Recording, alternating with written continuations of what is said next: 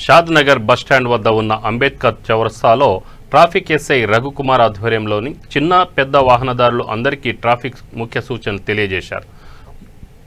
ముందు వెనక కూర్చున్న ప్రతి ఒక్కరూ హెల్మెట్ ధరించాలని, హెల్మెట్ లేని వాహనాలు నడపరాదని తెలిపారు. అదేవిధంగా లైసెన్స్ లేకుండా బండి నడపకూడదన్నారు. Cell phone driving, triple driving, రోడ్లపై అతివేగంగా వెళ్లకూడదన్నారు. ట్రాఫిక్ సిబ్బంది ఉన్నా లేకున్నా ప్రయాణికులు తమ కర్తవ్యాన్ని, ట్రాఫిక్ రూల్స్ని పాటించాలని తెలిపారు. షాద్ నగర్ పరిసర ప్రాంతాలలో ప్రతిరోజు తనిఖీలు నిర్వహిస్తున్నామని, దాదాపు 50 నుంచి 100 కేసులు నమోదు కావడం గమనార్హమని చెప్పారు. అయినా ప్రజలు ట్రాఫిక్ రూల్స్ పాటించడం లేదని చెప్పారు. ఎన్ని తలాస్ ఉన్నాయో తెలిసిపోతుంది కాబట్టి దయచేసి గమనించండి. రైడరు, పిలియన్ రైడరు తప్పనిసరిగా వాహనం నడిపే ప్రతి ఒక్కరు కూడా హెల్మెట్ ధరించాలి.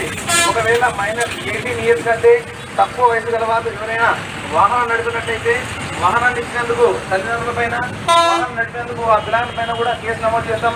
కాబట్టి దయచేసి మీ పిల్లలకు వాహనాన్ని ఇచ్చి ప్రమాదం చేసే విధంగా దయచేసి ఎవరు ఎంకరేజ్ చేయదండి.